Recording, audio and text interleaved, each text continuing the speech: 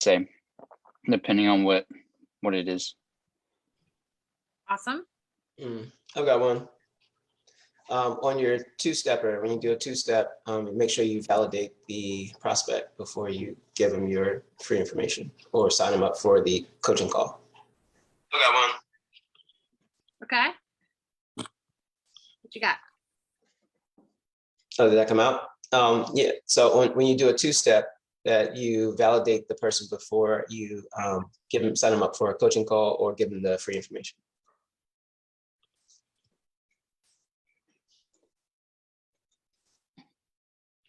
Awesome. Anyone else before we get started?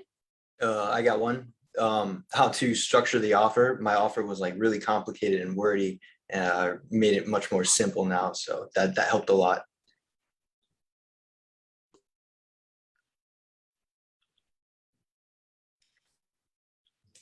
All right. So we're on Zoom, on Facebook. Okay, Jill, I'm going to close that. All right. And then do one more takeaway that you can share with Tanner while I get the slides open. 1 second. I'll give two takeaways.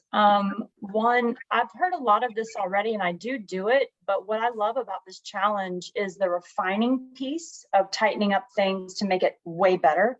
So two takeaways would be Messenger and the fortunes in the follow-up. And it's funny, I teach my clients the fortunes in the follow-up, but I could do a hell of a lot better on following up once you have them in Messenger, because I know that's where the magic happens. So that was a big key takeaway. And the second one was the training yesterday on the 5 objection types. I had not heard it quite like that ever before. And I've been through several coaching programs. So that was an aha moment that I thought was really cool, to label them 5 different ways. That was really helpful. Yes, Tanner, we had Gentry on yesterday and he was a boss with our sales training, which is awesome. Oh, so sorry, guys. Great boss style. Yeah, I loved it. Good.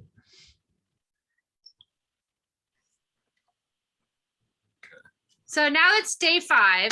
And what we like to do on the last day is to sort of go over, how do you implement all of the things that we learned this week? Because we can give you information every single day, but without taking that information and applying it, it's not going to help you at all. And actually, sometimes people fall into this trap of thinking, oh, I just need more information. Oh, if I just had more training, if I just had more scripts. And it becomes this loop of like, there's never enough training, and people spend all their time learning more and never implementing. And that's one of the amazing things that Tanner sort of has taught all of us, is like, you're never going to have all the information you can have. You've got to just be taking action. Ideas are great, but if they're not implemented, they have no value. So that's what we want to talk about today, is how can we make sure that all of you are able to take what we learned this week and implement it quickly so that you start to see results, start to make some money, start to get conversations going, start to get sales calls booked. Sort of, Tanner, before I open up my slides, just share with everyone, please, kind of your perspective on when to implement, when to learn, and how to balance those two things. Yeah, for me, and guys, this even goes back before I was making what we make now, is I found that I would try to do stuff as soon as I saw what to do, because I think sometimes it's like reading a book. You can go through the entire book and then you can either implement what you have, or you could like read another book, right? And you can keep learning, but nothing's happening. So something that I usually do is I implement extremely quickly. And that's something that mentors I've hired or coaches I've had, they say that's my strongest skill, because as soon as I get a takeaway, like very next day, I'll get on a call with my team and I'm like, hey guys, I want to try this out. Let's try it. Let's do this. Let's get it up. Let's test it. Let's see if it works. And one of the benefits in that too, guys, is a lot of people, you overthink things. And we even have this with our clients where they'll ask questions, and it's not that questions are bad, but if you ask a question and let's say you don't get the answer you want, or it's not the perfect answer, you still feel uncertain, by taking action, you're going to figure it out anyways. Right. Now that I've done, millions and millions of dollars in sales, I don't really ask my mentors or coaches on specific strategies anymore. I will just like go, we'll talk and say, hey, I'm doing this, etc. And I'll just test it myself, right? Because it can vary from offer to offer. It can vary from person to person. So one of the reasons I've learned so fast and I've grown so fast is as soon as I hear something or I know what to do, whether it's a 2-step or a 5 guys post or a sales strategy or whatever, I'll just immediately implement it as hard as I can. And usually then I'll see the data, and the data will either reinforce it's the right direction or not. And that was a huge thing that helped me, because even when part of the reason I got into coaching was I spent about $50,000 before I started really making good money, right? So pretty much what was happening is I was going out and I was making organic deals, and then all that money I was paying to coaches to teach me how to like run paid traffic. And it was terrible, right? Like I'd pay them like 10 grand, and then I paid another 5 grand for ads, and then it didn't work. And then they said, keep waiting. But one of the reasons it was so beneficial is I was doing everything they said times like 10. And so once I went through that process, I was certain that that was not the right path, right? So it was like all these doors were in front of me. I was like, that's wrong, that's wrong, that's wrong. And so it gave me a lot of confidence, and it gave me a lot of clarity on what to do. And so just keep in mind as you guys implement, that's one of the biggest things. You can ask questions all you want, but it's all about ask questions, then do the work. And that's what a lot of people don't want to do. Or I think sometimes they avoid it because they feel productive by asking questions. But asking questions is not really being productive. In fact, I would argue that you want to ask the least amount of questions possible, right? So when I was growing my business, I didn't want to spend a lot of time with the coach. They'd be like, hey, let's get on a call. I was like, no, just answer my question. Just text it. Just text me. Because I wanted to get it done. Now, that doesn't mean you shouldn't have Zoom calls. Again, don't take stuff I say and like go way over here. But what I am saying is it's all about implementation. And once you implement, you'll get some of that reinforcement and confidence once you see it works, or you're going to see it's not working. And then you go back to the coach. You're like, hey, I did this. It's not working. And that's how coaching really works. The coach can only help you as long as you're implementing, right? So do this, then you do it. It doesn't work. Go back. Okay, now do this. And then you keep getting that back and forth. But if you never do that, you'll sit and ask a lot of questions, watch a lot of videos, and you'll feel like you're doing a great job, but you're not really moving the needle, right? And that's kind of like my long takeaway on that is, and what I would suggest you guys do. And the clients who've been with us for a long time, and I can tell have gotten a tremendous amount of value out of working with Tanner specifically, is that they don't ask Tanner, like, what should I do? They're not always looking for him to tell them what to do. They often want to model, how does Tanner make decisions in this situation? Like, if Tanner was in my situation, what would be his thought process on how to figure this out? Because that then teaches this skill, because new problems are going to come up next week. And if you were dependent on a coach to tell you what to do in every situation, then you're kind of like an addict. And we don't want that. We want you to be able to model our decision-making process and Tanner's decision-making process so that you can learn these skills. And then no matter what problem comes up in the future, you're like, okay, what would Tanner do in this situation? How would he make money here? How would he handle this staffing problem? How would he, pivot into a new direction? And that comes from learning how to ask good questions too. And guys, just so you kind of understand the difference between 0 to like 10K to 100K, and 100K to millions, and then millions to billions. Like 0 to 10 is, can you take action? Like, can you consistently take action? Right. And if you do, even if you have the worst coach in the world, eventually you will strike gold. It's just facts. It's just math. Right.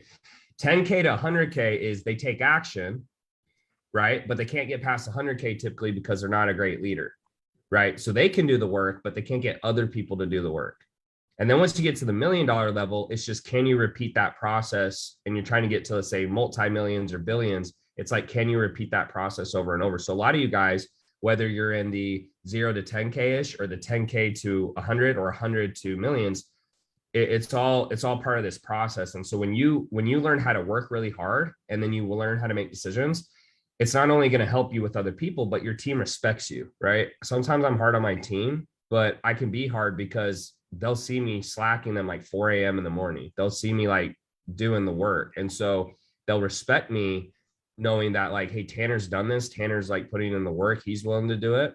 And he's been there, done that. So anyways, hope that's helpful for you guys. But it's like a scary feeling getting into this, especially when most of the world will say you're stupid, or they'll put you down, or say it won't work. But confidence comes from action, right? And I would say even before that, action breeds results, and results breeds confidence, right? It doesn't go the other way around. Everyone wants to feel confident going into it. That's just not how it works.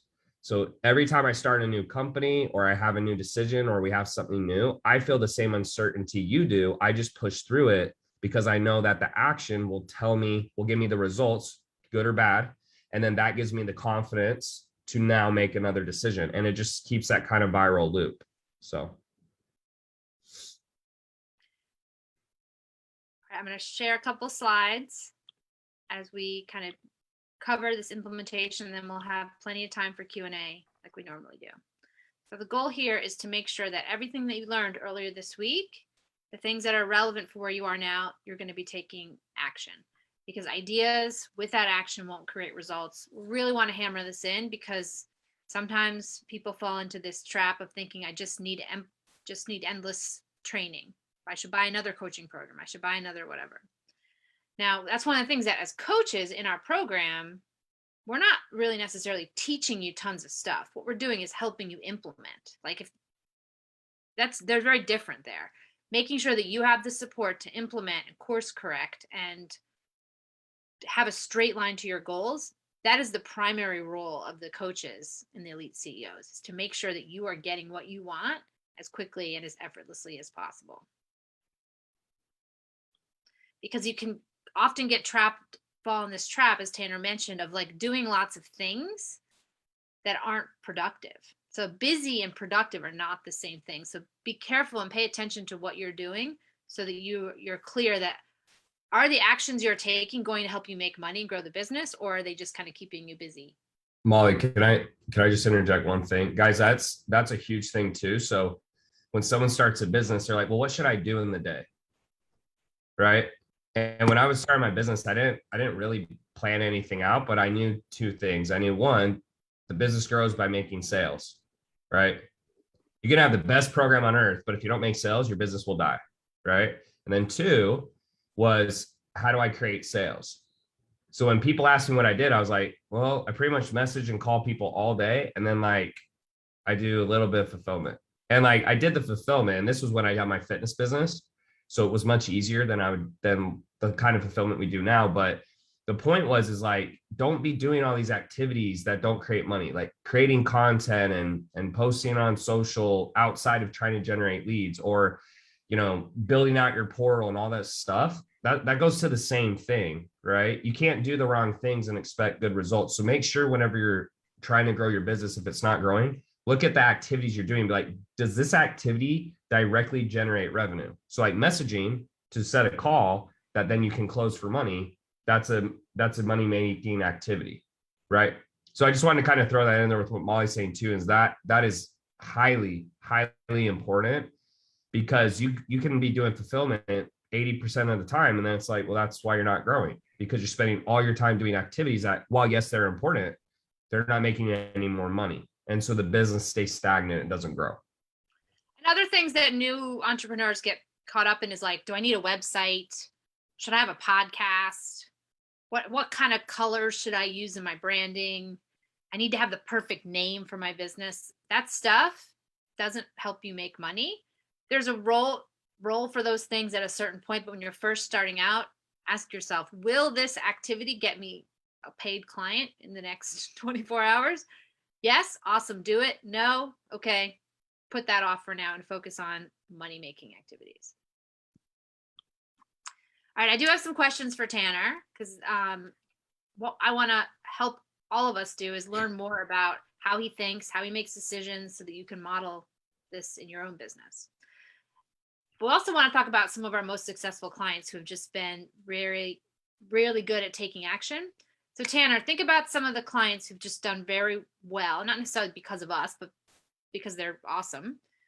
Mm-hmm. What makes them different than the average entrepreneur who struggles? Yeah, so there's a few clients that come to mind. And I'd say the biggest thing is obviously one, they work hard, right? I think that goes without saying. Like they work hard. They're willing to put in the time it takes to be successful, right? And sometimes guys, the way I think of success is it's like school. So I was an engineer and I had really good grades, but I had to study my ass off, like unbelievable amount of hours. I'd have guys walk into class and they didn't do anything and they'd get the same grade as me.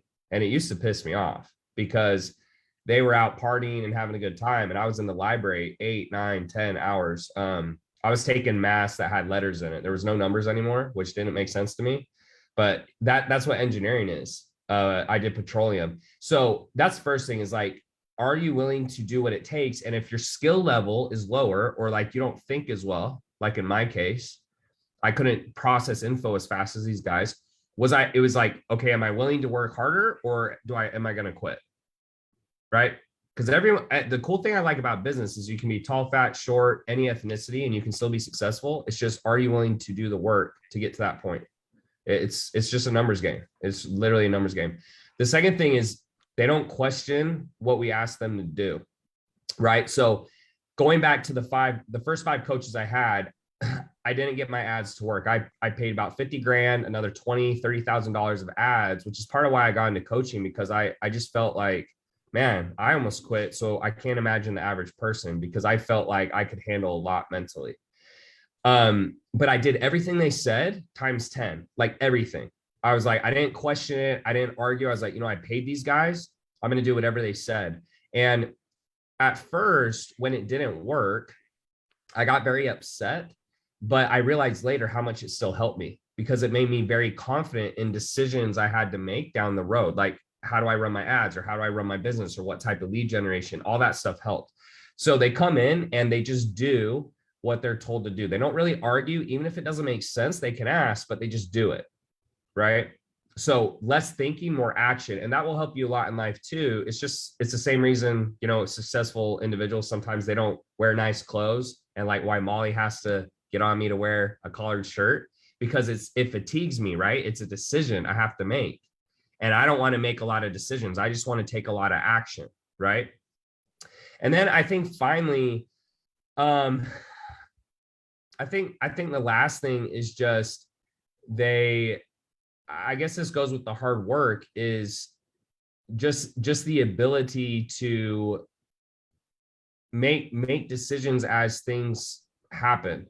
So, hard work, doing what we tell them to do. But then I think the last thing is just, as things happen, they're able to make those calculated decisions, right? So sometimes someone will come to me and they say, hey, Tanner, I'm running a lot of ads. My lead cost is really high. What should I do?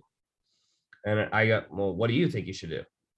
Right? Well, my lead cost is high. I probably need some new ads. And I was like, yeah, you should do that. Right? And it's not bad to ask questions, but a lot of times, guys, we don't have confidence. And so we doubt ourselves and we question things, when in reality, we already know what to do. Right? Or we just need direction on how to do it. Right? So the biggest thing is working hard, listening to what someone says, don't question it. And then I think maybe the way you could label that third one is like pushing through fear. Right? Because no matter how successful you become or how much money you make, every time you do something new, you're going to feel fear. If you become a parent, you start a new business. I've been looking at starting a new tech company. I have no clue how to run a tech company. I mean, I have an idea. I have some business background and experience and success, but completely different business model. So I feel the same things you guys probably feel, but at some point you have to decide, are you going to push through that or are you not? Because that's what makes success so hard, is because most people would rather be comfortable than push through, than be uncomfortable and be successful. And a lot of times there's sayings that successful individuals will say to me is, the more uncomfortable you feel, the better. That's how you know you're going down the right path. So if you have to pay someone money that you don't feel comfortable doing, or you have to make, you have to do something like go back to a part-time job so you can work on your business or whatever. There's a million examples, but I would say those are the big 3 things, Molly. I don't know if I missed something that you want me to hit on, but I think there's just one that I've noticed as well with some of the most successful clients we have, is they don't doubt that they're going to be successful. They just want the rest. we don't have to sort of convince them that they're amazing. Like they know that they're great and they know that they have skills. They just want the recipe, the framework so that they can get there. Because none of us as coaches are going to be able to instill the belief in yourself that you're going to succeed. We can show you the way and help guide you there. Yeah. But that belief in yourself has to come from inside you. And guys, the people you see at the top or some of the people you aspire to be like, when I meet these people, right? Some of them are worth millions and millions of dollars. Some are worth billions of dollars. The stories and the stuff they tell me that they went through sometimes is unimaginable. It's even, to me, I'm going, man, that's worse than what I went through. And I like, you still went through that. There's a guy, real quick and we'll move on, but he was making all these sales for companies, and I'll just keep it short. And then what would happen is he'd leave, and then those companies would go to the clients and tell them to charge back and then just work with them or like pay them instead. So he was going through and every month he's working his A off, right? And he's making all this money, and then everyone was charging back. Everyone was charging back. Everyone was charging back. So he had to go make more money to pay off the chargebacks, right? And I'm just talking like shutting his bank accounts down, like all this kind of bad stuff. And then now he's very successful. And then you start to see why. Because if you don't quit, no matter what happens, right? It just, that's like the feeling that really made me confident about being successful. Is I go, as long as I don't quit and I treat this just like I treated school and I treated sports and I treat dating, eventually you're going to win, right? I mean, eventually you're going to win. I just think most people, they just don't want to do things that where they may fail. But the irony is, to be successful, you have to fail, right? So I'm going to say that again. To be successful, you have to fail. You will never go through and just straight shot to the top. No bumps, no mistakes, nobody screws you over, no bad coaching experiences. You won't like that's not possible. So it's almost like you should view it as the faster you fail, the faster you make decisions, the quicker you get to the top. So, and I know that may sound, I know you might hear that, and I used, and you might be like, yeah, right. But just take it from someone who's been through it. All those cliche sayings that everyone says where you kind of roll your eyes, they're actually true. Ironically. And for my team who knows me, like I'm the most, I want to say pessimistic, but I can definitely be a glass half empty guy. So for me to say this, it's, it means more than maybe Molly saying it, for example, right? Because Molly's always happy. But anyways, so hope that makes sense, guys, but just trying to give you perspective to like push through, because, 90% of the battle's up here, and it's not necessarily feeling good all the time or like, feeling like empowered or all these other words. It's just pushing through. It's like knowing that there's going to be something good on the other side, and you may not feel the best right now, but you push through. And that's what makes it so rewarding in the end, in my opinion. That's why I'm addicted to business, because like I love pushing myself to see what can happen, what like how high can I go, what can I accomplish by doing this. So anyways, it gets me excited. So that's why we have to have these long calls, guys, because I get too excited and I start rambling. Go ahead, Molly. All right, so Tanner, you kind of covered this a little bit, but let's say I taught you a new thing, a new ad strategy. What would be the best way for you to implement kind of something new that you learned? Well, hopefully I'm answering this right, Molly, but I mean, I would just immediately do it. I mean, I like the second I learn something, I go do it, and then I ask questions after. So if Molly's like, hey, I did this and this and this, I immediately go do it. And then I get that initial feedback from the marketplace. And then I can go back and say, hey, I already set this up. I did this. This is the issue I'm having. What do I do? Right. I don't know if that's what you're looking for, but to me, that's all. Well, I don't know if like I'm answering the question right, is I guess what I'm trying to say. No. But What happens sometimes is the alternative is like, oh, you'll send me, let's say I was your coach, you'd send me the copy first to be like, hey, should I post this? Tanner right. would go and post it. And then if it worked out, great, end of story. If it didn't, he would seek feedback as to what to do. It just doesn't matter either, guys. Like I had a guy like, I had a guy today who, like, for example, someone put something about taxes, and I was like, oh, thank goodness I moved to Puerto Rico. And the guy was like, this guy thinks he doesn't have to pay federal taxes because he moved to Puerto Rico. And I was like, what? Like, I didn't even say that at all. Like, what? So like, if you're fear being judged or misunderstood, like get used to it, because that is business. Like people are going to say things or do things or judge you or say that's so stupid, but they only think you're stupid until you're successful. And it's funny because when I travel with my girlfriend, almost everywhere we go now, someone recognizes me from ads or something. So like yesterday, someone was like, Tanner, dude, like I appreciate you so much. I love your content, right?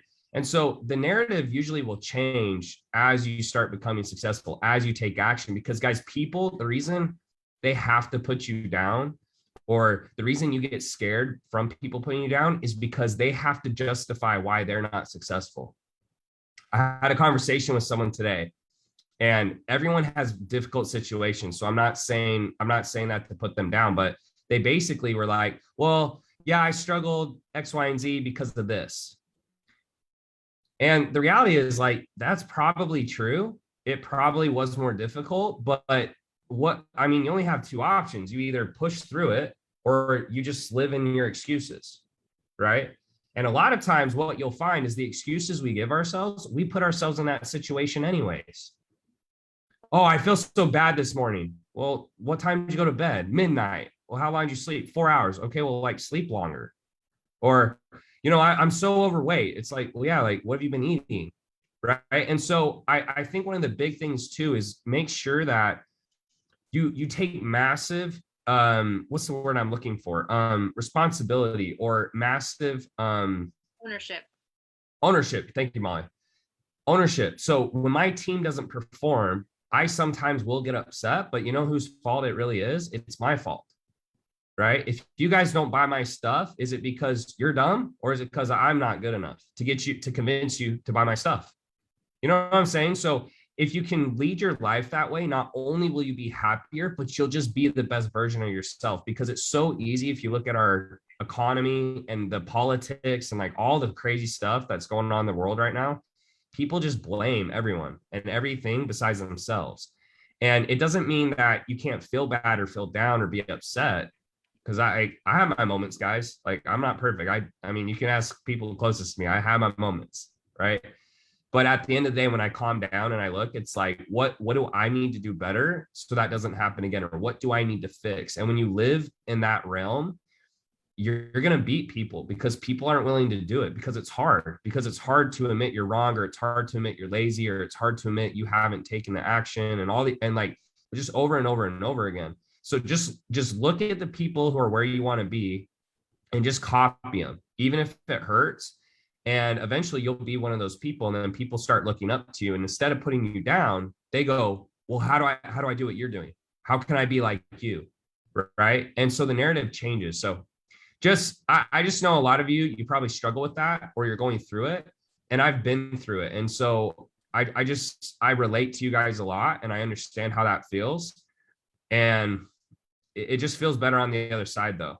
If I quit, guys, think about this. I almost quit 5 times. I called my mentor and I was like, I'm going to quit, man. I'm going back to school. Like, I've been trying this for years. Like, I can't do it. Like, I'm living in this apartment. Like, I can't afford dates. Like, I'm working at Olive Garden, and these people just keep asking me for endless soup and breadsticks.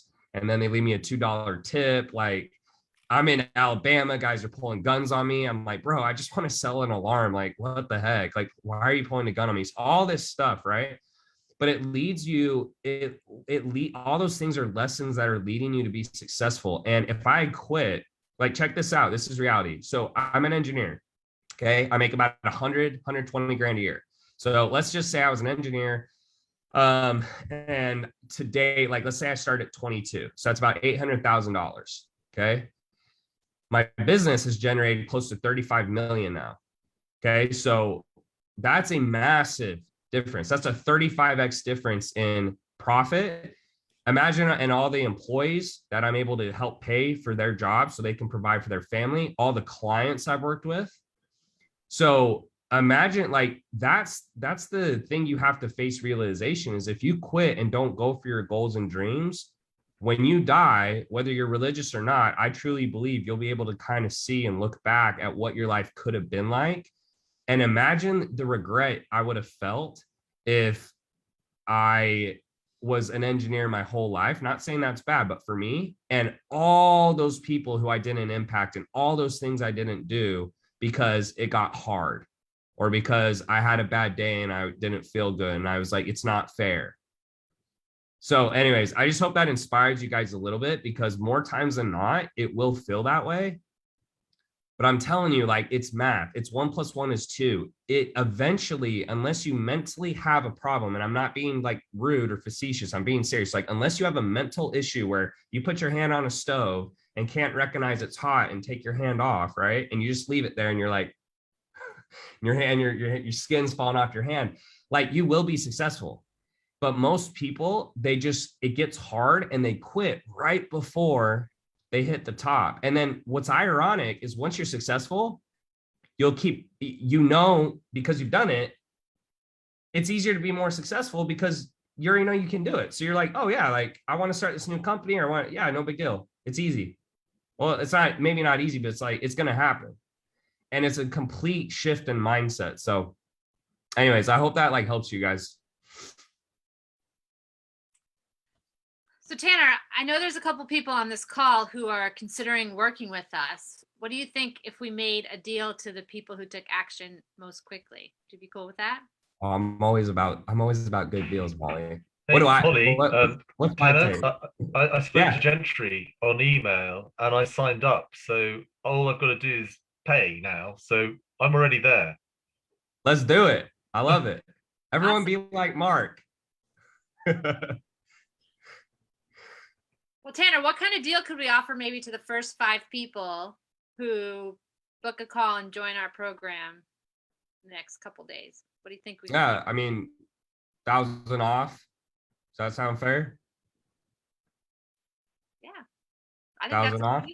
So if you're considering joining, it'd be kind of smart to take advantage of that because $1,000, that's a chunk of change.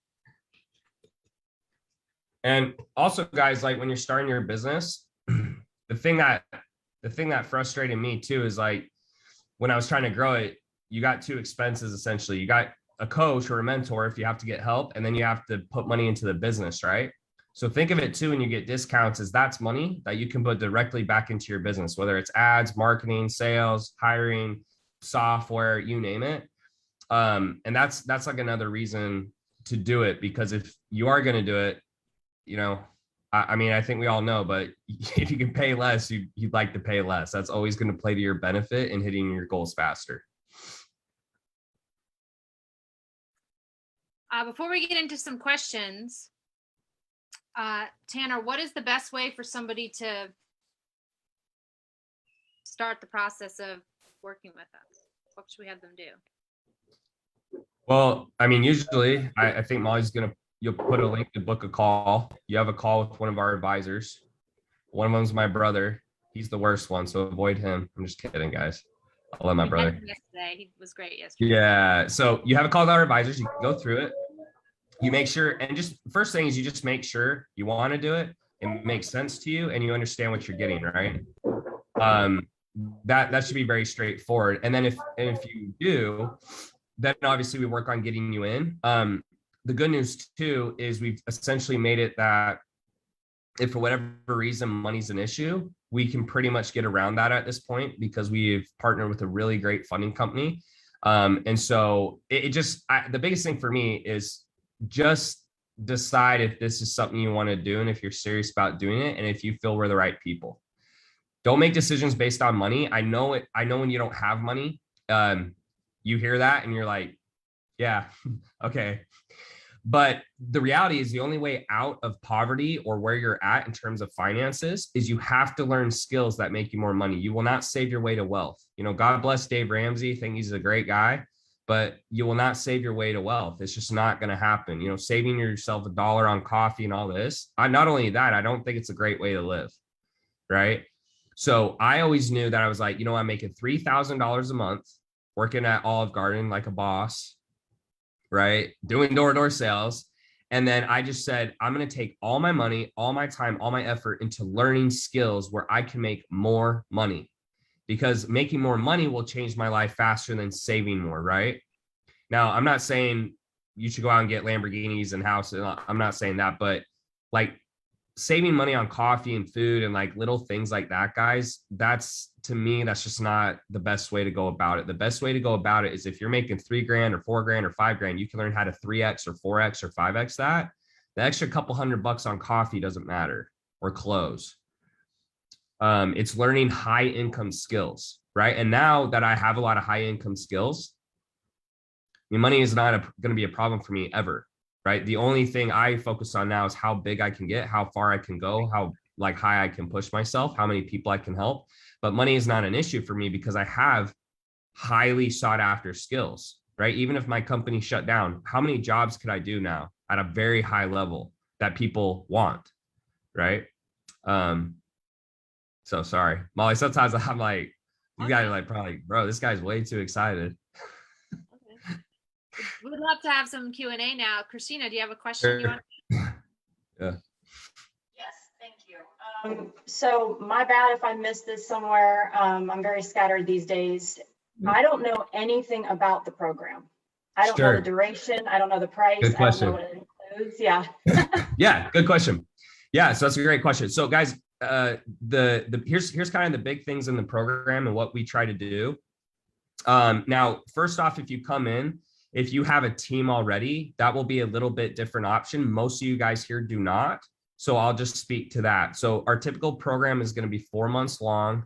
You come in, we give you a dedicated one-to-one coach. What that means is that coach is your go-to the entire program. You can DM them as much as you like, and then you can have Zoom calls as needed. The reason we say as needed is we used to just say unlimited, and technically you still can, but we try to make sure the client is taking action, right? Going back to what we said before, if you're getting on a Zoom call every single day, it might make you feel good, but that's not going to get you closer to your goal, right? That's, in fact, if you guys go ask coaches I hired in the past, I literally would just live in the DMs. I'd send looms, I'd send messages. I didn't want to do that. So you have a one-to-one coach.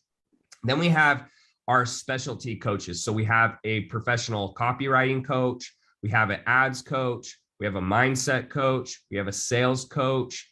We can help you with your funnels, like all those kinds of things. So in a typical week, what will happen is in a typical day, you'll have what we call office hours. So you can get on and ask any questions you want. We'll also have a scheduled call. So that would be like I said, it could be mindset, ads, sales. We have a lot of messaging calls. A lot of people ask for that. So we actually have that multiple times per week. And then you also have access to your one-to-one coach. And then we also, of course, have like a portal and a Facebook group. And then that doesn't, go in hand with like, we have live events, we have all this other kind of stuff. So the goal for us really is we're trying to give you as much support as possible without doing it for you. Now, the cool part is we also have done for you services. So if you guys come in and, I wouldn't recommend you start here.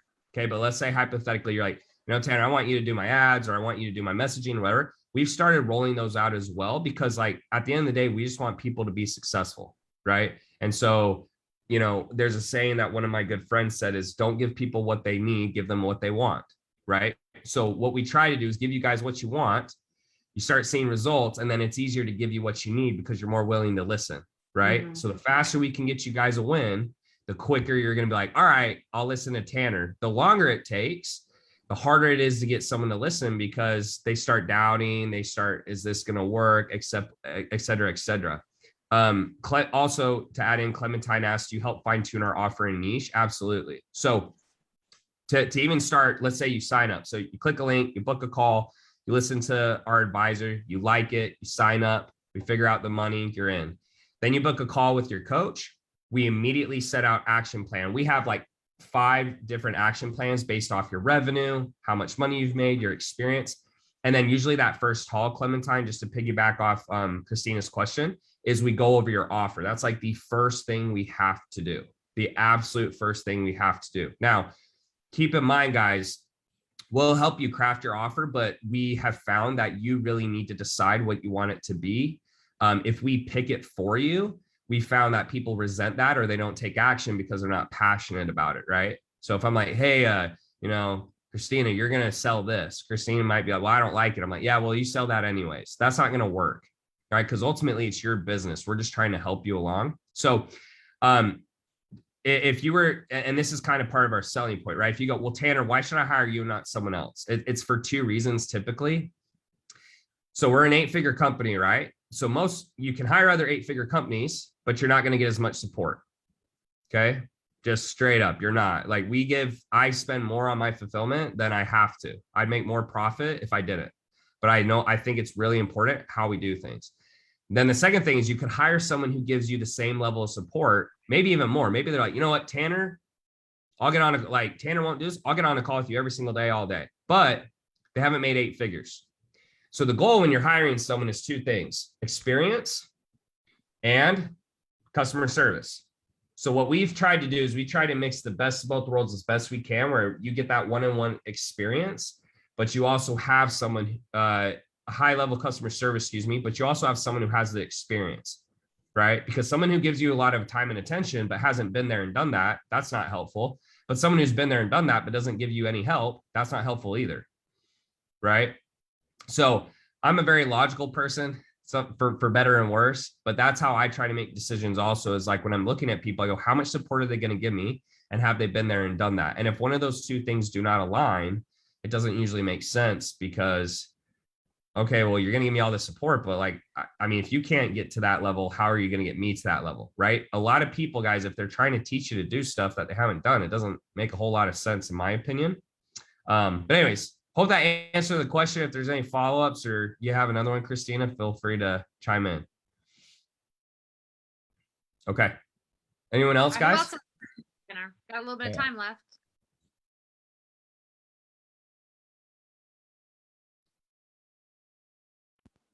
Thomas, yeah, just right, guys. There's a little hand raising button too. So if you see it, you can just click it, and we'll come to you.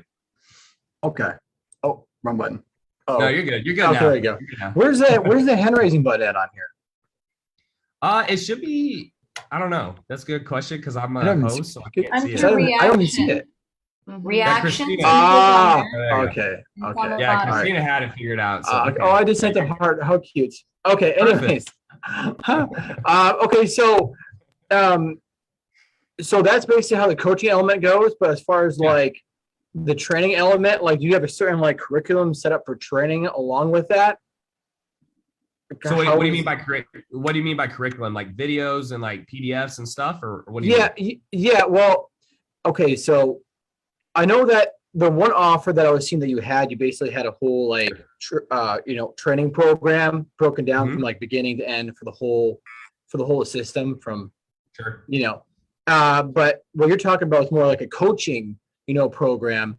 So is that separate from the other program that you have where it's like, where teachers like, organic messaging, webinar and all that? If it's just a course, like if you're not speaking to anyone, that's a course.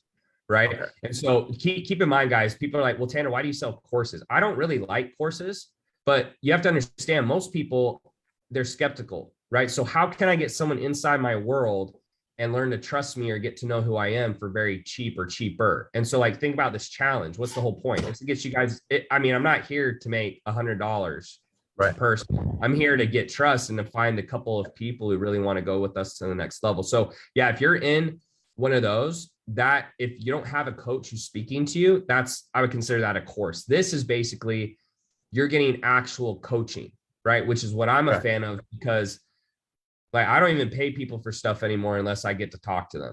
Like, I'll pay someone 25 grand. I paid a guy 25 grand for 4 hours to talk to him because he's that good at what he does. And I was like, I'm going to get way more value out of this than watching 800 videos, right? Or going through a bunch of stuff. Keep in mind also, guys, like what we try to do to help you as well is we give you a lot of done for you material. So like we give you ready to go funnels, emails, PDFs. We give you apps if, that you can use, software. We have a tech guy who can come in and set up all your tech. So like, if you like really struggle and you're like, I hate computers, or I don't know what a computer is, we'll help you with that. Stuff like that. So like, we basically keep in mind, like we're very customer service oriented, and we try to go above and beyond, right? I don't think any company is perfect, but we really try to like adhere to as much as you want as possible so you can get results. Because end of the day, it's like, I don't really need more money. I just really want, like, I just want to have a business that's profitable so I can pay my team and we help clients. So does that help, Thomas? Or Yeah, no, I was just trying to understand because I know, because I kept on for a while there, I kept on seeing the same program, which was like a modulated program. And then what this sounds like you had that modulated program that was like, 12 modules, something like that. And Uh-huh. but then this sounds more like it's more yeah, so less most of our module. ads It's now- I'm sorry. yeah, well, go ahead. this, no, you're okay. Yeah, no, it sounds like that one was more module based, and this program is Yeah. like, well, let's give less modules, so there's less training to do, but let's just make it action based. So it's like, Well, yeah, here's an so, action I plan, mean, do it. most of the ads we're running now are what we call low ticket offers, which is what I would recommend you guys don't do. They're very hard to run, but the benefit is you get people in for very cheap. And so it's like, it's a better quality lead. So like any of you guys here, the chances you guys buy something else from me are like 10 to 100 times higher than someone who's never bought anything, even if it's $7. So what you probably saw is one of those courses that's cheaper and it's 100%, like you said, it's modulated. So when you come in here, we still give you material and resources because you need to see some things. The only reason we don't do it for every single client is you can't scale. Like there's no reason why we can't record a video and show someone, say, watch that video versus showing every single person. That doesn't make sense. But that's why you also have that one-to-one coach, because a lot of this is getting feedback. Like you guys watch how to message or call, but then you need feedback like, hey, I didn't close this call. What happened? Or, hey, I sent this message and they're not responding. What do I do? You can't get that feedback in a course. And that's why courses I'm not a huge fan of, because unless everything goes perfect, you're going to need questions that can't be answered in the course, because there's no way to plan for that, right? You can't plan for every single variable in a course, but when you have a coach, they can cover every variable. And that's what we try to do.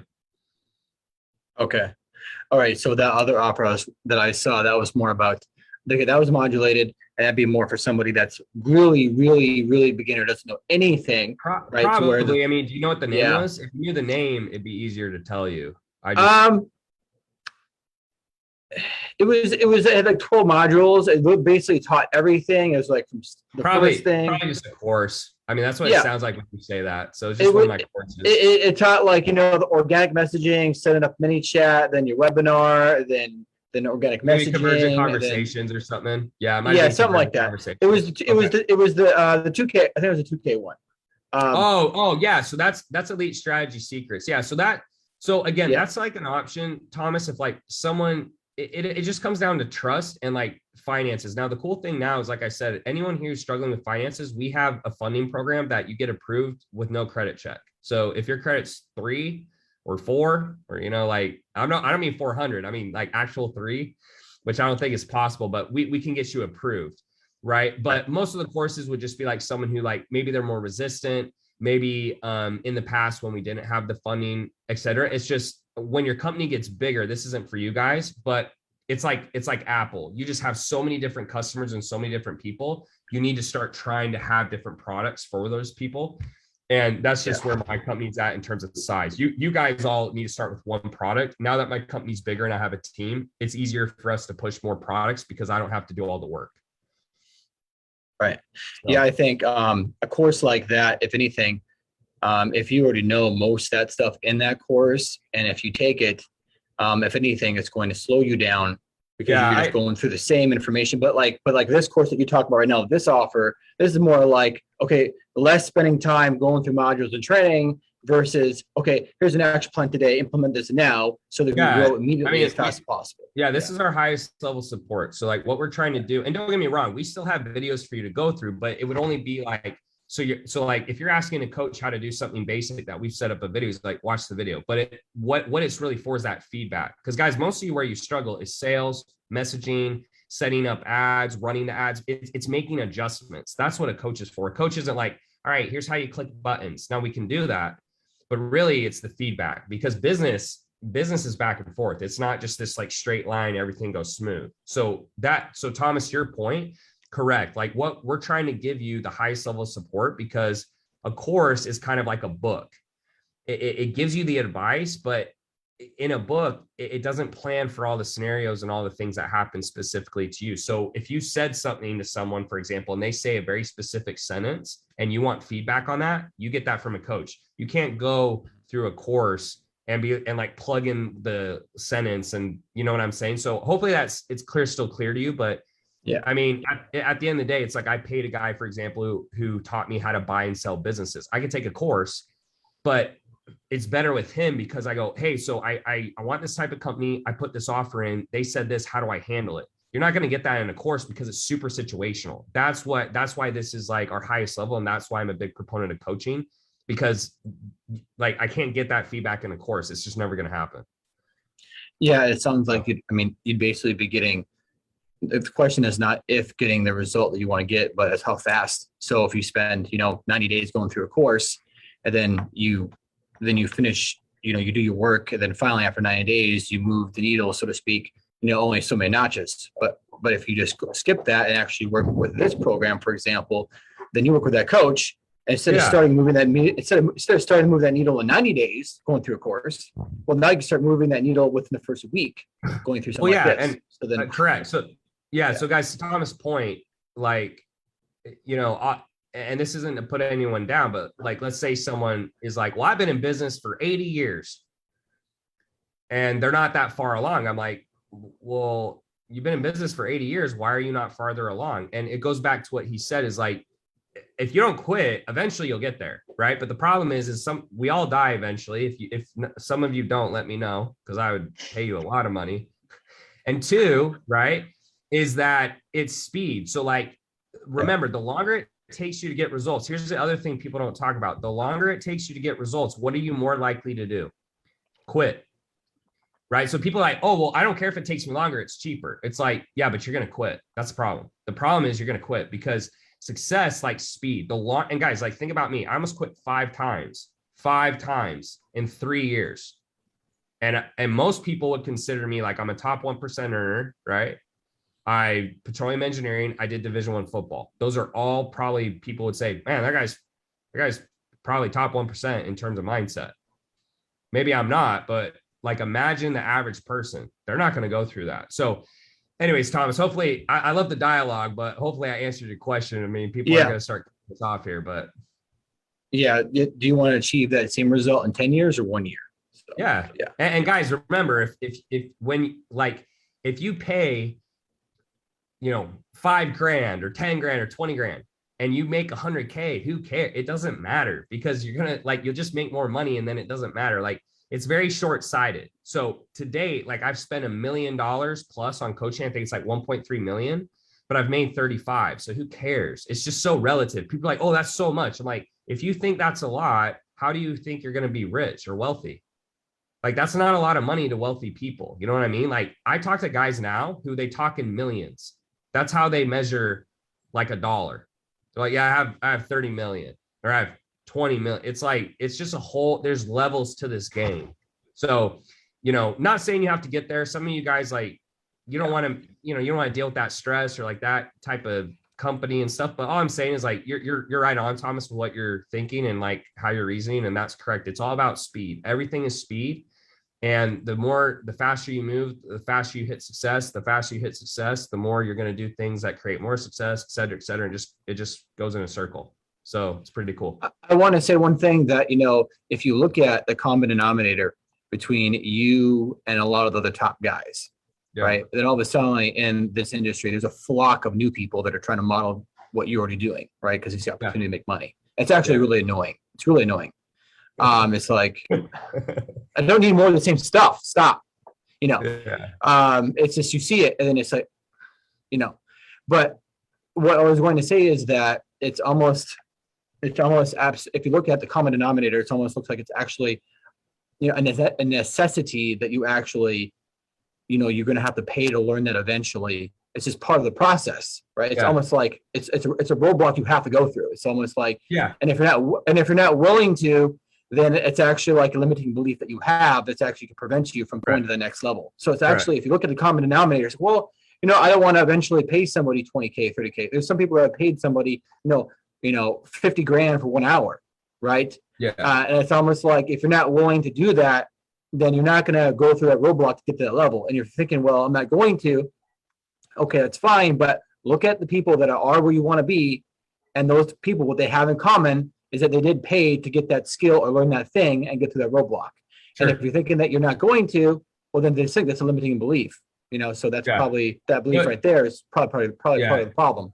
You're going to pay with money or you're going to pay with time. And then when it comes down to it, guys, you just make you try to make as logical decision as you can. You're never going to feel 100%, I don't think, when you're investing or you're kind of jumping off the cliff per se, but you just simply go, who do I want to be most like? Who's like had the most success doing it? Who's giving the most support? And then I just kind of make my decisions based off that. And then you let the pieces fall where they may, right? You don't have to know more. You got, like, everyone thinks you have to know the whole plan. You only have to know one step ahead. So like I'm starting this new tech venture. Like, guys, I don't know the entire process. I just have to know the next process. So yeah, good dialogue, Thomas. Appreciate the question. And then eventually Tanner is going to pay somebody else again to get to that roadblock. Again, Yeah. there's the cycle repeating again. Right. So Yeah, never stop. You never stop learning, man. You never stop learning. Appreciate it, bro. Anyone else, guys?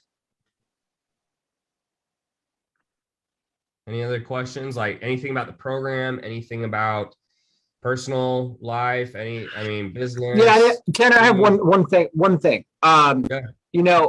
Here's the thing. When it comes down to this and the decision buying process, when it comes to working with you, is that I've been following you for a while now. I'm sure a lot of other people see us too. Sometimes it can be kind of difficult to eventually just decide on who to commit to, because you see there's so many different people that you could work with, right? So it's like, okay, there's Tanner, there's this guy, there's that guy. Okay, they're all basically saying, well, okay, pay me 10 grand, I'll make you 100 grand, X, Y, Z. But it's like, okay, well, but then it's almost like, well, man, I wish I could pay everybody, and work with everybody at the same time. But that's not realistic when you're starting out. But then you see all these other new people that are thinking have these similar offers. So what would you say when you're in that situation, when you're just trying to just pick on one person and you see all these people trying to offer what you're already offering? And it's like, Yeah. Well, there's two sides. So the first thing is I'd probably say they're not offering what we're offering. So like again, I bet you can't find an 8-figure company who gives the support we give. I just, if you do, let me know, but most of them are group, right? Or they make less. So, that goes back to my first point. Okay, great. They have the same support, but they make less than us. So not saying that's bad, but I like to work with the people who are at the highest level because it's more of a chance they can help me. They've been through more stuff. I have more experience. I have more employees. I've done this longer. I've been in the game longer, et cetera, et cetera, et cetera. Right. So that's number one. And then number two, like part of what we're doing now is we're adding in stuff other people don't have. Now I can't say stuff on this call because it's not ready for every single person, but we're about to add in stuff it's going to be like, it won't even be close. Like we're going to be able to add in stuff where like we can give people VAs from day one. We can do the messaging for you. We're already rolling it out. It's just, it takes time to roll out because we're so big. But that goes back to the same question. I would just go, okay, so all these guys look good. And if I'm you, and if I'm not the guy, then like, don't choose me, like straight up. But I would just go, who's made the most, right? And like, can you verify it, right? Because I have like a trillion awards. The only reason I get those is I try to verify what I make, okay? And then who gives the highest level of support? And I can almost guarantee you, either we make more or we give more support or both, right? So the other guys you're looking at, I can almost guarantee it's going to be one of those two things where you're not going to get the level of support or they haven't been where I'm at. And that doesn't mean they can't get you to, let's say, 10K. But I'm just a proponent of hiring the top dogs because it's like, well, if this guy's done 5 million, this guy's done 1 million, why would I hire this guy when I could hire this guy? And he's got more experience. That's how I view it. So if you're trying to just be very logical, that to me makes the most sense. And if I'm not the top guy on there, then yeah, like go hire the other guy, I guess. But that's been part of my positioning in the marketplace is I've only been in this business for 4 years. My first year, I only did 1 million. So do the math on how fast we've grown. And, we're still one of the top dogs in the game and we have one of the most comprehensive one-to-one services. So that's kind of my stance. But then to your point, because it's getting crowded, we're adding in more stuff. That's going to separate us even more. It just takes time because we have so many clients. But anyways, hope that helps, Thomas. Like, I think you're in a good spot, bro. It's just like, you got your list in your head, obviously. Like, time to scratch them off and decide. Yeah. No, they've been scratched off for a while. They're just getting really annoying. I wish they'd go away. It's really annoying. I really don't like when somebody can't be creative enough to create their own angle, but they have to try to model somebody else's angle. That's Yeah, how but, you but lose. the other thing, the other thing too, man, is just like, it's just part of the game. So the one thing that's good for me is it just makes me make my service better. I just go, okay, so what can I do more and more and more to separate? Because when you start copying people, that's never going to be a recipe for success at a high level. It just never is. Because you're never going to be on the Thanks, top, never going to be on the top of that list. Yeah. But I think it's great though what you guys, but also what it says too is besides the bet being on the top is another thing is that the X factor is that you keep on learning and growing. So therefore the service that you're investing in continuously gets better. So Sure. Yeah, man. Love it. Who was next? Was it Jeremy or Delvin or Molly? Do you remember? Yeah, I actually spoke with Gentry last week. Should I reach out to him again or should I reschedule? Oh yeah. If you spoke to Gentry, just reach out to him and say, dude, Tanner had to do your job for you. I'm so ready to get in here. Okay. Yes. All But right. yeah, just reach out to Gentry, man. He'll take care of you. And if you guys also, if you ever have problems with my team or someone doesn't treat you right, I mean, let me know and I'll find out. So, just reach out to Gentry, man, and he should take good care of you. Thank you, Tanner. Yeah, thanks, bro. All right, Delvin, I think you're next, bro. What's up, man? What's Yeah, up, like man? Thomas said, I've been following you for a while, and I Thanks, think it's bro. time to make that move. But Yeah. I wanted to ask you. You talked about quitting. You say you quit. You thought about quitting about 5 times. Yeah, I'm just curious to know, what had you thinking to quitting, and how'd you overcome it? Well, yeah, so this is another reason. So, and I'm sure people can attest on here who have kids who are older. And when I say older, you're not old, just older, right? So maybe more than 20.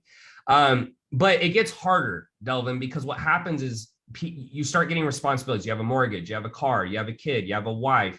And all of a sudden that job you cannot leave. So what it was for me, it wasn't that I had that job or the kids. I was a top athlete. I wanted to play in the NFL. That didn't happen. I got hurt. I also don't think I was good enough. I played with multiple top 5 picks. And these guys are just, I mean, they were born like 15 pounds. And I mean, these guys were freaks. So that was the first thing. Then I was doing engineering. And as an engineer, petroleum engineer, first year out of school, you can make as high as like $125,000, $150,000. It's a very high paying 4-year degree. So you got to think, I left school with a year left, 1 year, right? Had a 3.9 GPA. I was in the number 2 school in the nation, Texas A&M, right? Busting my butt to get in there. I mean, the dean or the head of the engineering program, he was like, yeah, you barely got in here. You had a 3.9. I wanted to punch him in the face. That's literally how he said it to me. He's like, yeah, you barely got in here. I'm like, bro, what? But I quit. And so as I quit, remember, I'm living in a very not fun apartment. Sometimes I had to live with people who were doing stuff they shouldn't be doing in terms of drugs and illegal activity. But I was like, I have to save money. So I'm trying to sleep. I'm trying to get this business off the ground. Someone's banging pots and pans in the other room or smoking weed and stuff, which is fine if you do that. It's just I'm just trying to paint the picture, and then I'm not making any money.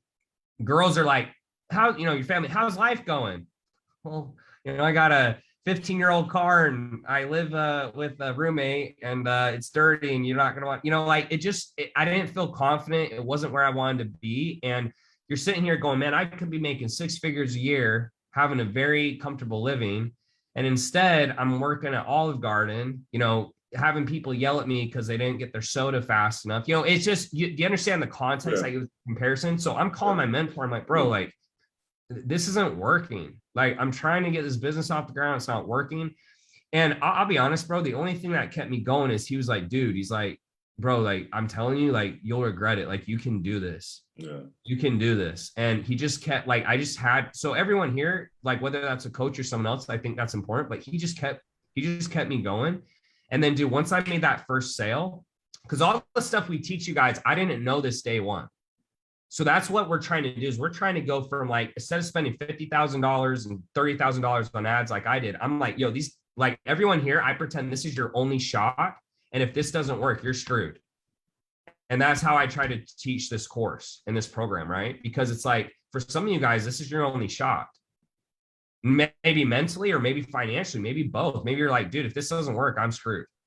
And that's kind of where I was. Like my parents, I grew up in, a middle-class family. My dad didn't give me anything. I mean, that is just not how my dad was raised. And he's like, you got to earn your own way, bro. So it was almost like after high school, it was like I was in poverty. It was like my dad wouldn't help me. So the way I got over it, dude, is, to be honest, is I didn't want to prove people right. Because remember, people are going to doubt you, but they're only right once you quit. Until you quit, they're not right. So it was that. And then it was just wanting more, because I was like, you know what? At the end of the day, if I go back to school and I get this job, I'm never going to have the life I want. Right? I'm never going to buy the things I want. I can't travel. Guys, I travel all over the world, all over the place. Like I've been on like 800 flights. I feel like 20 flights probably in the last 14 weeks or more, because I can pay for it. Right? I want all of you not only to, yes, it's about helping other people, but it's also just like, I want to live life in a way where I don't have to go, oh, I can't afford it. So I can't do it because I can't afford it. I want to be like, I can't do it because I don't want to do it, or I don't want to. There's a difference. Right? So for you, Delvin, I would say find someone who you can talk to, whether it's a coach or a mentor. And then you just have to have that picture in your mind. The pain of quitting has to hurt more than the pain of being successful. And I think you're going to find that now as you become more successful, that doesn't work as well. Like I'm not in any position where I'm like scared I'm going to lose my finances or something like that. But I will tell you, a lot of successful people, they feared the pain of quitting more than they feared the pain of being successful. And you're going to see that over and over again. And my best students, it's the same thing. They're just like, they want to be successful so bad that they'll pretty much do anything besides quit. And it's okay to feel down, guys. That's the one thing I'm trying to get you to know. I want you guys to be like, wow, Tanner actually had those thoughts. I did. But I just knew there was no other way out. You know the feeling where it's like, there's only one way to do this. Yeah, definitely. It's like you either figure out how to make more money or you stay stuck where you're at. And I just didn't want to live my life that way. I was like, if these other guys can do it, because one of the guys I see all the time is Billie Jean. Me and Billy are actually good friends now, but I used to see Billie Jean stuff. And I was like, no offense, but like, this guy is not special, right? Like I like that. And it wasn't in a negative way, but I see people, I go, why can't I do that? And most people, they think the opposite. They go, oh, man, I can't be like Tanner. And it's like, once you get to know me, I'm no different than you. I have the same insecurities. I have the same fears. I've made some similar mistakes. It's just, I didn't want to go back and have to tell my family I failed. And I didn't want to go back to that life, because the whole reason I left school was like, well, I don't care if I get my degree anyways, because this isn't the life I want to live. So I just burned the ships and I jumped. So hope that helps, dude. But it's a lot of it is like, you push through. And a lot of people think you're going to feel good and you're going to wake up motivated every day. And you're just not. But at the end, I don't know, when you get to the end, dude, it's so worth it. It's just like, you can't feel it right now, but once you get to the end, it's just like, it's the best feeling ever to know that like you just sacrificed and pushed yourself to the limit, and you did something that most people will never accomplish. Right. And it's a satisfying feeling. And then when you can help other people, like sometimes I have to stop and think about like all the people I support financially and help. And it's very rewarding, because when you die, I mean, nothing really matters that we do here, right? Like no one's going to remember us, like past, 100 years from now, no one's going to remember me, probably past a week, probably. But so it's all about what do we want to do while we're here that is the most meaningful. And to me, it's like, why would I want to be here and live mediocre life and have mediocre things and do mediocre things and do a job I hate? Like I might as well just go for it, because it's like, it doesn't matter anyways, right? So just don't live in fear, dude. Like the worst thing that can happen is like you go live in a homeless shelter, or like you go live at your parents' house. That's probably worst case. You're still good. Like you're not dead. You still got food. You can still go. And when you can get comfortable with that feeling, you can be successful. More people are scared of selling their car or selling their house than they are being successful. Most people don't know, but I moved home to my parents' house because I wanted to be successful so bad. I was like, I'll do anything to save rent. So my parents were like, hey, you come here, you can pay $1,000. And they didn't ever see me. My dad forgot I lived there sometimes. He's like, is Tanner okay? Because I would just sit in my room, man. I would just work. So anyways, I get pretty fired up, so I could talk forever, so I'll stop. But it's just like I just want you guys to kind of feel in my words what I'm saying, so that you can have like the determination to do it, because everyone was putting me down there. I didn't have anyone get on a call and tell me this stuff. They were just like, you're an idiot, you're gonna lose it. My girlfriend broke up with me because of it. She literally broke up with me because I left school. She said I was stupid. Her mom said I was stupid. My brothers made fun of me who work for me now, right? They love me, but they made fun of me. They're like, how's business, bro? Like, so it's just like, I just want you guys to know that like, I'm in your corner and you can do it.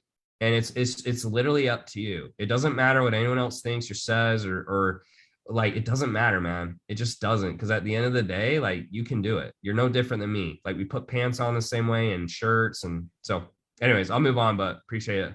Yeah, thanks, man. Appreciate that. Yeah. Thanks. All right, Scal, you're up, and then Clementine. Is it Clementine? Well, you tell me when it's your turn, but I hope I said it right. All right, Scal, you're up. You can go, it's really Clementine. You can go, Clementine, ladies first. Oh, my man. Look at that. Man, I'm about to give you another discount just for that. Look at that. All right, Clementine, you're up. That's Karen. It's Clementine, actually. Thanks so much. So you said earlier that the more we fail, the faster we reach the top. Succeed. Yeah. We succeed. Yeah. So if we take the course, we're not going to fail, right? If we do everything that you tell us, we're just going to succeed. No, and going through the failings. Yeah. So guys, like the other thing too is like, so just so you guys know, so we have two things to help you. So, I don't like to lead with this because sometimes it brings us bad clients, because people are like, well, I just want it, like, I'm good, right? But in all reality, we have financing. So say money's an issue, we have financing, which means you can pay very little money monthly and get the same service, right? So that helps you, and there's no credit check, so it doesn't hurt your credit. The second thing is we have a guarantee in our program.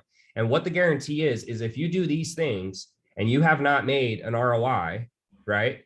We will either work with you or we'll refund you, right? And the reason we're confident in that is there's no way that you can do these certain things and not get results. It's like impossible. The issue is people don't do it, right? So that's part of the reason we're bringing in done for you services, because I'm like, okay, so if my client, worst case, won't do it, how can I still make them successful? Well, I have to do it for them. But right now, in a done with you model, DWY, you guys still have to do the work. So that's not, sorry. Go ahead. No, go ahead. That's not what I meant. I'm sure that actually if we work together, we are going to be successful. So we are just going to skip the phase where we fail. But you said that we need to fail to succeed. Well, yeah. So what I mean by that, it could be different things. What I'm trying to do is shortcut your guys' failures. So guys, when I talk about failure, I made $2,000 in 3 years of business. Why? I didn't hire anyone. I didn't know how to do it. I didn't know how to speak to people, etc. So when you come in, Clementine, what might happen is your first sales call doesn't go right. Your ads aren't as profitable. Your messaging is off. You're still failing. I'm just trying to shortcut the amount of failures you have. So if someone had come to me and if I'd done this 3 years ago, I'd be millions and millions farther than 35 million, even though that's a lot of money. Imagine what I would do in an extra 3 years, knowing what I know now, right? So what I'm trying to do is, I'm not saying you're not going to fail. You guys will all make mistakes. I mean, guys, I fail. I don't close every sales call. I don't make every perfect decision. We don't have super high profitable months every month, right? We have the same issues that you might have, but I'm trying to shortcut that success by giving you everything you need and like only do this. And then that way, because there's two ways of failure. You're doing the wrong thing or you're doing the right thing, but you're doing it wrong. We're trying to tell you what to do right, or the right path, and then you guys just fix how you do it. Me, when I started, I was going down the completely wrong direction. So if you're trying to lose 20 pounds, I was the guy eating donuts thinking that was going to help. Well, that I can do that as much as I want. That's not going to happen. What we're trying to do is like, you guys go down the correct path. You guys go down the correct path. And then you just course correct on the things that you're messing up on, like messaging, the tactical stuff. So that, Clementine, I hope that answers. And your family's great. Like, it reminds me of my family. We had 7 kids. So it's like, that's literally us, 100%. Okay, you bet. Anyone else, guys? Anyone else who has questions? Oh, Scal, sorry, dude. I'm sorry. You're so nice. I forgot about you. Yeah, unmute yourself. Go for it, bro. All right, good. I thank you for all the advice. It's very appreciated. Sure, man. Monday when we talk, I talk about my offer, and I give in the meal prep to my client and everything. Yeah. And yesterday, your brother Gentry talk about sales and everything. So I got a question around that. It is a good idea in my sales calls to tell my customer at the end of when I drop the price, as long as you put a minimum deposit, I will take $2K of the price of my program, so it's gonna be $7 to $5K. Yeah. Also, I will include my meal prep bundle for the 4 months, so you won't need to cook yourself. Yeah, I like it. So guys, there's a lot of different sales advice out there. What I will say is the advice I give a beginner is different than an expert, right? So just keep that in mind. So some people will argue about, should you do a price action discount? Okay. So for a sophisticated buyer, what sophisticated is, for example, would be me. If I get on a sales call and a guy gives me a price action discount, what do you think I'm going to do? Hey, Tanner, it's only good for today. If you don't sign up today, you can't come back. I'm like, bro, like, come on, like, come on, man, like relax. But for a beginner, for like, if you're starting your business and so forth, the reason I like a price drop is, one, the way he said it is great. So you're not doing a fast action discount. You say, hey, look, as long as you can put down a minimum deposit, I can get you that discount on the program, and I can include this.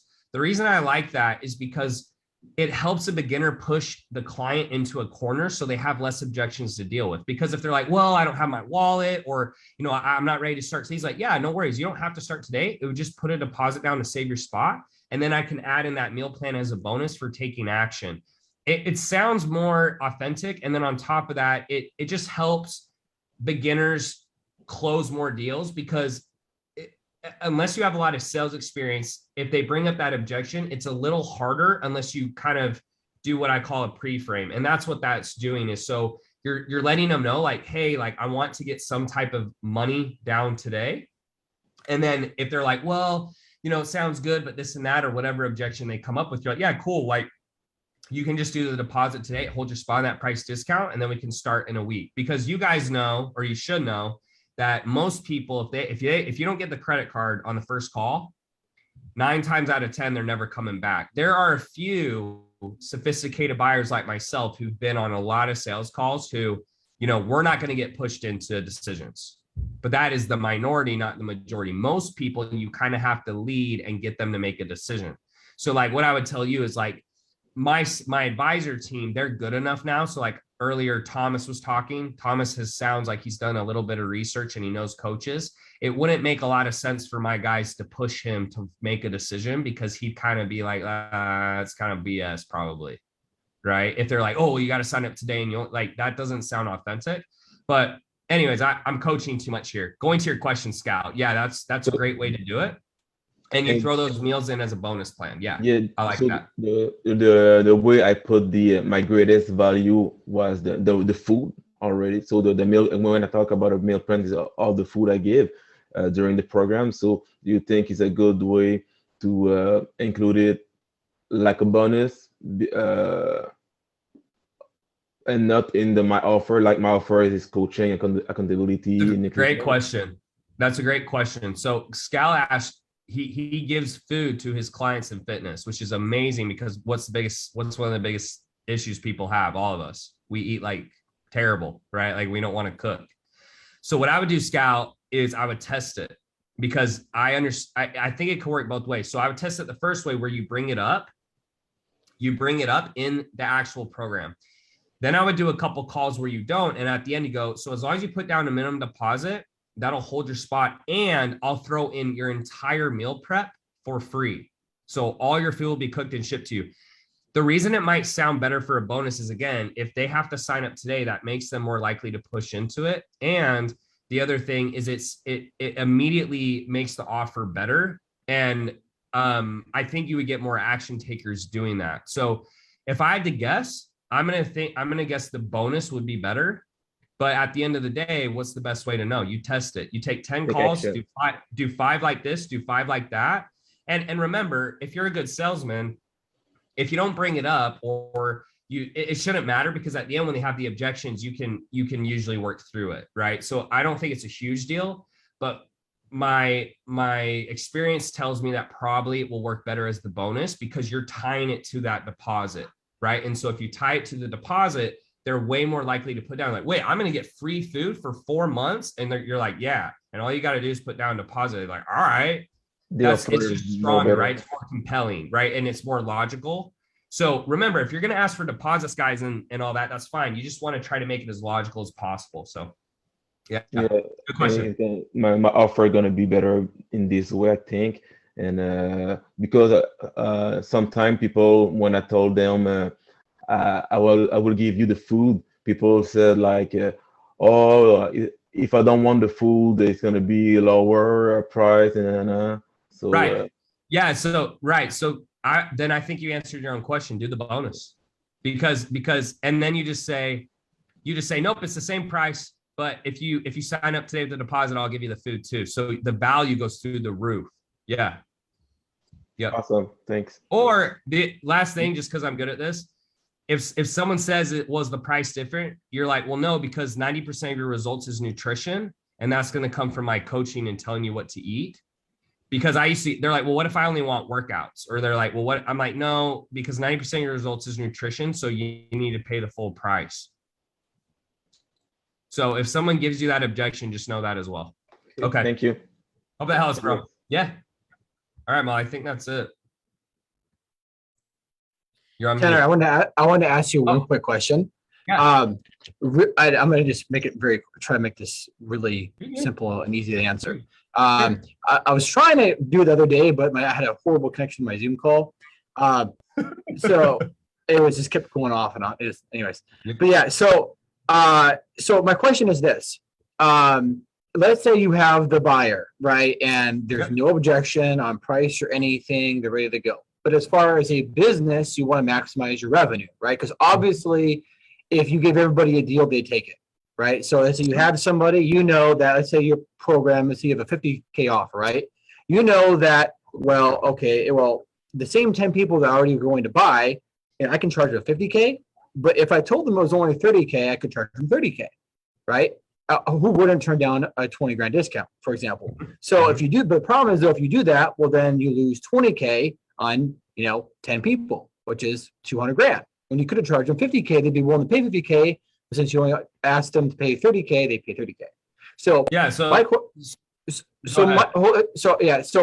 I'm trying to say is that, so let's say you have, clients that want to buy, and let's say, for example, you have, a 6K and a 3K offer.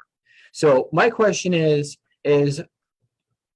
how do you maximize, the money you can make per client, but without giving them the option to, how do you maximize revenue per client without letting them, go for a cheaper program when they should actually go for the bigger program? So basically what I'm trying to say, let's say, for example, that you have a 6K offer, right?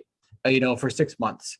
And, but let's say, for example, you have 10 buyers in a line, they all want to buy, but let's say half of them, they generally can't afford that option at that time, but they really want to get started, but they're in a financial situation to where they can't do $500 a month payments, but they could do $200 a month payments. Yeah. So my question would be my question is, would you set it up to where you only have that one offer for 6K and have that client would you have that client save up the money for that offer and be like, you know what? We'll be here for you when we're ready. You're just going to have to work to save for the investment for that.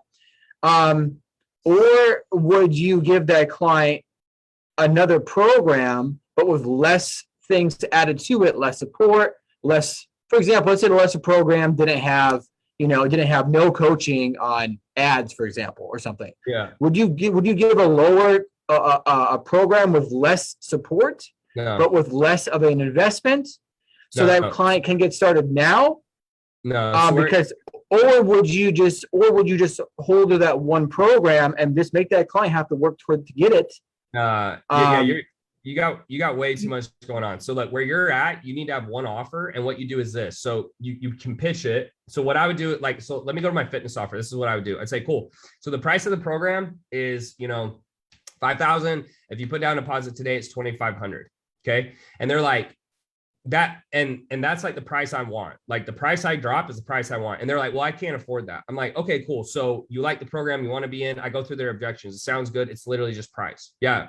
Okay, cool. So speaking about price, what's the most that you can actually afford without taking advantage of the situation? And they'd be like, well, I could do like 200 a month, or I could do this much a month.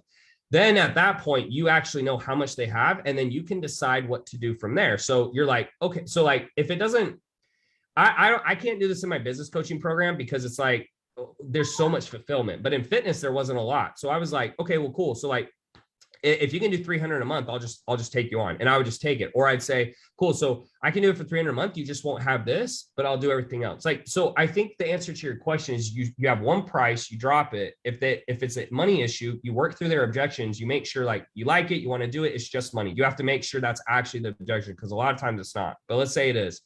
Then you go, cool. What's the most you can actually afford without taking advantage of the situation?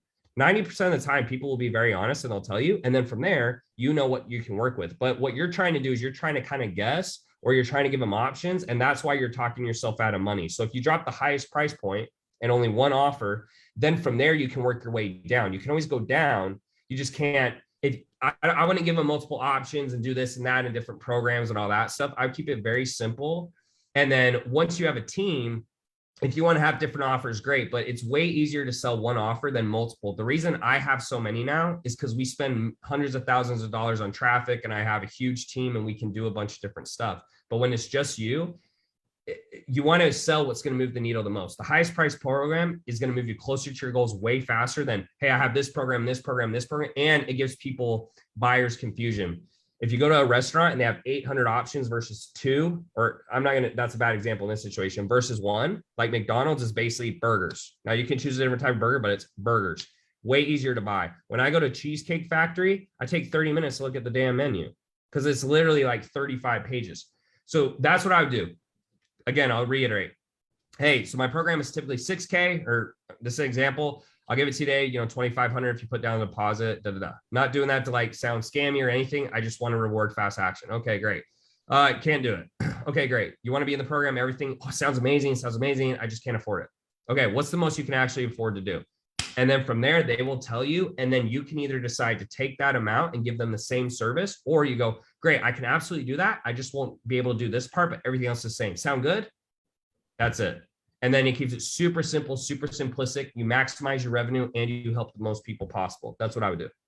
So they absolutely can't do more than $200 a month, and they can only do, $1,000 down. But in order for you to fulfill on your offer to do what you're promising, you need at least $2,000 down and $400 a month. They And can only do like then less that's than when half. you say no. Then that's when you would say no. So if it financially doesn't make sense, then yeah, you say no. But I was just assuming all things equal. But yeah, if it doesn't say no, like, hey, this is the absolute lowest I can do. And if you can't do that, I totally understand. Like, I would love to work with you in the future. Like, we can't sign people up, like if they can't do anything. But what I will say is you can get that, like we use a funding company called Denefits. Okay. And you could use that. And then what happens is they can do a payment plan. The funding company can pay you first, and then they just pay a little bit over time to them. So that's the only other way around that. But otherwise, yes, you have to say no. Correct. Yep. So what you're saying is, just to clarify on what you're saying is it's best just to have that one offer. Yep. And then if you can pull something off that's not going to affect fulfillment of what you're promising, right? Right. And but at the same time, but then if they still can't make it work, then instead of having that other program that gives half, of the ideal best cream of the crop program, right? You're better off just, well, hey, you know what? Well, unfortunately, we can't work with each other at this time. It's not going to work. But Well, I either mean- be here, or do you like, because there's it said the economics doesn't make sense, but they really want to do it. So then do you just be like, look, you're just going to have to work to save for the investment to get started? Right. So again, you just sell one thing, because most of you guys, like where you're at, selling something for a couple $100 is just going to cause more aggravation. You have a second program, it's just not worth the time. So yeah, I wouldn't do that. Plus, most people aren't going to want to be like, oh my gosh, this program says it's being like, oh, well, you can't afford it, so you can get this program and half the shit's out of it. They're like, well, I don't want that one, I want this. So yeah, so that's how I would handle it. Correct. So then if they can't, then how would you lead them to come back then? If they're 100% ready, but you don't want to offer that cheaper program that they could buy right now. You want to keep them at the cream of the crop program. So then if they absolutely can't, but they want to do it, then how would you handle that then? To lock them in so they can come up with an extra. You get a deposit, and then you like, hey, come in my group, get resources. When you're ready, let me know. And then when they have the money, they can come in. We do that with people. Hey, you can't afford it today? Great. Put a deposit down. When you're ready, come back and we're ready to rock. Okay, so don't do that. So just stick with the one. Yep. The one offer, the one. Simple, Okay. Man, simple scales, fancy fails. Simple scales, fancy fails. So don't overcomplicate it, because you'll drive yourself nuts, and it's not necessary. Yeah. Yeah, because then you sell them on that one thing. You sell them on one thing. All of a sudden, you're offering them something half of what they wanted, but then now it doesn't even sound nearly as good. So now they may not even want to buy that one. Right. Yeah, you just like, I love that you're thinking this through, but don't like think less, because like you're gonna think yourself into like problems. Just sell them that top price, and then if they can't do it, you go, cool, what's the most you can afford to do? And then from there, you make the decision. You either continue to take them on at the low price, or you say, hey, cool, we'll take that deposit, and then when you're ready to come back, and then if they say no or don't want to do the deposit, you're like, great, love you, be in my free group, etc. See you down the road. Like, you don't have to sell every person, dude. You just want to just do your best to help people, and you'll make money. Okay. All right, big dog. Good questions. All right, guys. So, Molly, before if you have anything else to chime in, guys, that link's in the comments to sign up for a call. Like I said, like, no pressure. I hope you guys got a ton of value. Like, loved having you here. I hope you guys like could feel like it's heartfelt, everything I'm saying. And I truly believe like we have one of the best, if not the best program out there, and give you a very high chance to be successful. And, we got guarantees and funding, and I mean, we got everything. Like, I've made it as good as I think I can. So hopefully if you guys want to book a call, again, there's no pressure. My guys know where you're coming from. They're not going to like hard sell you. At this point, it's like, you should feel pretty good, or you don't. If you don't do it, but if you want to get on a call and see what it's like, then I would do that. So that's it. Awesome. It was great meeting all of you. I'll put some homework in the Facebook group and the link to book a call for those of you who thanks, guys. To us. And thanks everybody for making this challenge fun. Yeah. Love these guys. Thank you so much, and for showing up and putting your time. And just, if you're on the fence, book a call, because like worst case, you're going to lose an hour, but I would highly recommend you take one just to see what we can do. Okay. Appreciate you guys so much. See you later. Bye guys.